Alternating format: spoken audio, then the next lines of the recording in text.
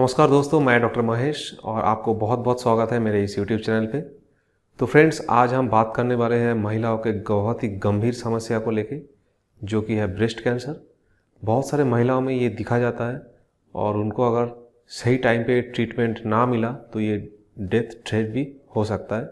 और मेरे आंखों के सामने ही ऐसा बहुत सारे केसेस मैं देख चुका हूँ जिनका बाद में पता चला और ट्रीटमेंट करने के बाद उनका देहांत भी हो चुका है।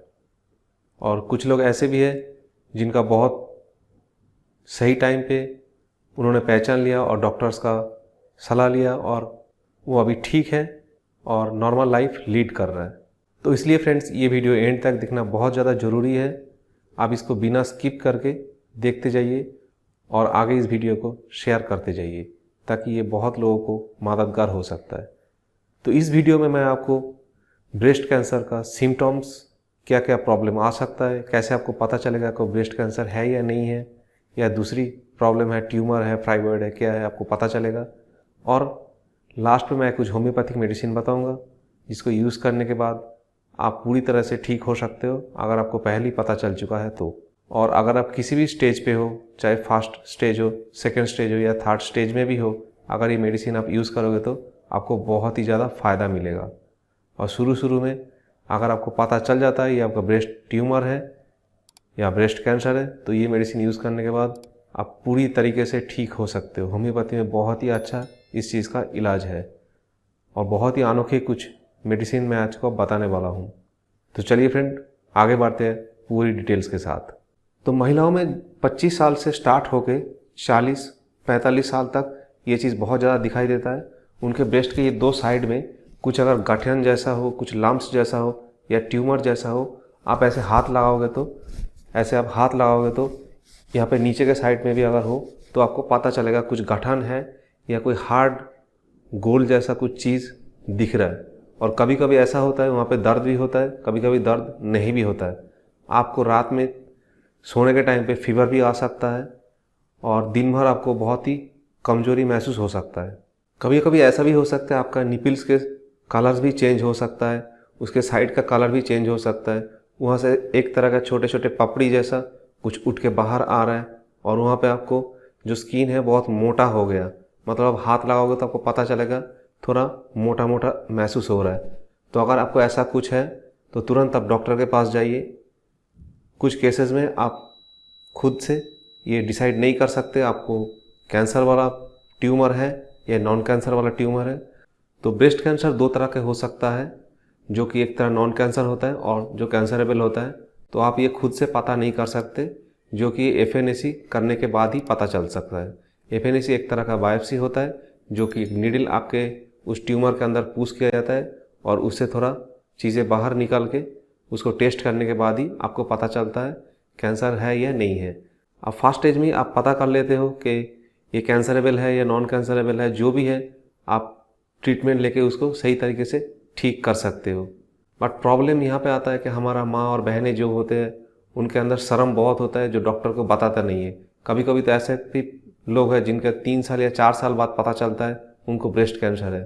वो सोचते थे कुछ यहाँ पे गठन जैसा है, दर्द भी नहीं होता है, कुछ नहीं होता है, वो तो ऐसे ही रहने देते हैं, किसी को बताते नहीं है शर्म के बारे में, अपने फैमिलीज़ को भी नहीं बताते, डॉक्टर को तो दूर की बात है।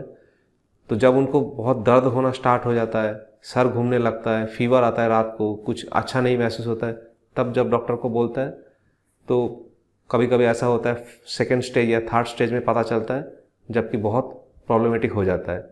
तो उस टाइम पे आपको पूरे ब्रेस्ट को भी निकालना पड़ सकता है और उसके बाद आपको रेडियोथेरेपी एंड केमोथेरेपी भी लेना पड़ सकता है और ये कभी कभी डेथ थ्रेट भी हो सकता है। ये ट्यूमर दो तरह का हो सकता है, बिनाइन या मैलिग्नेंट। बिनाइन ट्यूमर जो है वो उतना खतरनाक नहीं होता है, आप डॉक्टर के पास जाओगे या तो ट्यूमर निकाल देंगे, आप ठीक हो जाओगे। लेकिन कभी कभी बिनाइन ट्यूमर भी मैलिग्नेंट ट्यूमर में चेंज हो सकता है और प्रॉब्लम तब आ जाता है। तो अगर ऐसा आपको कुछ महसूस हो रहा है तो तुरंत आप डॉक्टर के पास जाइए, उनको बताइए और आपका ट्रीटमेंट स्टार्ट कर दीजिए। और मैलिग्नेंट ट्यूमर जो है अगर वो आपके बॉडी में है, अगर ठीक टाइम पर आप ट्रीटमेंट नहीं करवा रहे हो तो आपके पूरे बॉडी में भी वो कैंसर फैल सकता है। तो आपको पता कैसे चलेगा ये आपके अंदर है या नहीं है? आप खुद ही अपना हाथ लगा के ऐसे प्रेस करके थोड़ा थोड़ा आप देख सकते हैं कुछ गाठन जैसा आपको महसूस हो रहा है या नहीं हो रहा है, या तो कुछ चीज़ें जो आपका ब्रेस्ट का साइज़ भी चेंज हो रहा है, एक साइड का कुछ बढ़ जा रहा है, दूसरे साइड का तो ठीक है, ऐसा भी हो सकता है। कलर चेंज भी हो सकता है। आप कभी कभी आपका निपल से वाइट कलर का डिस्चार्ज भी आ सकता है, तो भी ये भी एक सिम्टम्स है, आपको कुछ कैंसर्स का प्रॉब्लम हो सकता है। दूसरा सिम्टम्स ये भी हो सकता है आपका ब्रेस्ट का जो स्किन है वो थोड़ा सिकुड़ सकता है। अब इसके कॉज के बारे में बात करते हैं कि ये ट्यूमर क्यों होता है।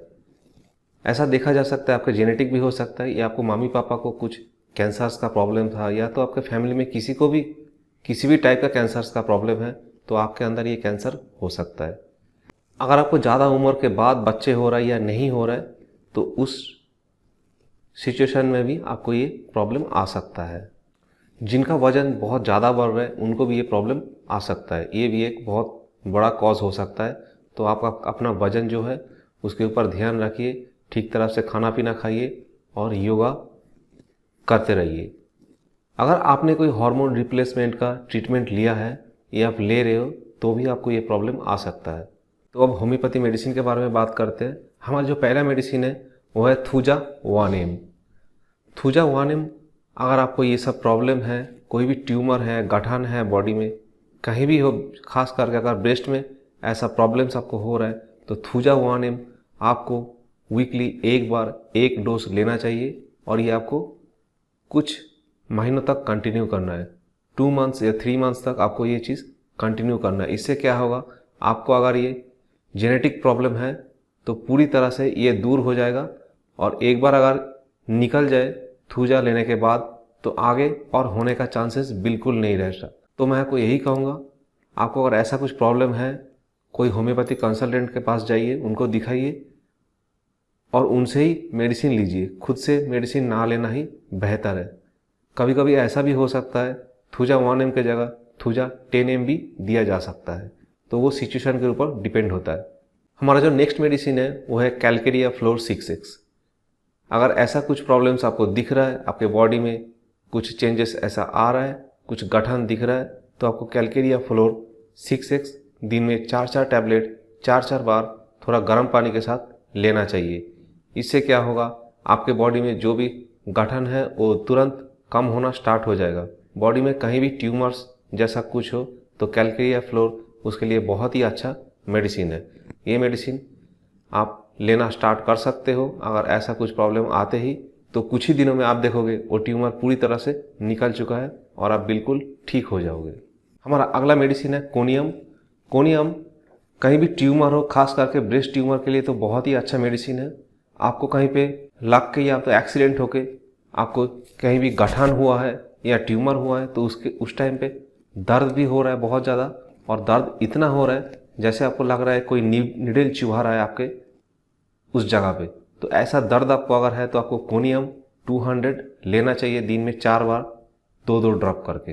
कोनियम का एक और सिम्टम्स दिखा जाता है, आपको अगर कहीं पे ट्यूमर जैसा कुछ है, खास करके ब्रेस्ट में अगर ट्यूमर आपको है, तो वहाँ पे पत्थर का जैसा हार्ड होगा और उसमें सुई चुभने जैसा दर्द आपको है, तो कोनियम आपको लेना ही लेना है। हमारा अगला मेडिसिन है फाइटोलोग का। अगर आपके ब्रेस्ट में दर्द हो रहा है, कहीं पे ट्यूमर जैसा कुछ है, कहीं पे लम्प्स जैसा कुछ है, तो ये उसके लिए बहुत ही अच्छा मेडिसिन है। आपको फाइटोलोग का भी इस मामले में लेना चाहिए, और ख़ास करके ब्रेस्ट ट्यूमर के लिए फाइटोलोग का बहुत ही अच्छा एक मेडिसिन है। हमारा अगली मेडिसिन है स्क्रैफ्यूला नोसोडा। ये मेडिसिन ब्रेस्ट ट्यूमर के लिए एक बहुत ही अच्छा मेडिसिन है, और इसको भी आपको लेना है। ये मेडिसिन आपको मादा टिंचर फॉर्म में ही लेना पड़ेगा। तो फ्रेंड्स, ये था ब्रेस्ट ट्यूमर का साइन एंड सिम्टम्स एंड कुछ होम्योपैथिक मेडिसिन। आपको अगर ये प्रॉब्लम्स है तो आप मेडिसिन लेना स्टार्ट कर सकते हो। उससे पहले आपका जो भी नियरेस्ट होम्योपैथिक कंसल्टेंट है उनको एक बार दिखा लीजिए, तो वो आपको अच्छे से मेडिसिन सजेस्ट कर सकते हैं और आप बहुत जल्दी ठीक हो सकते हो।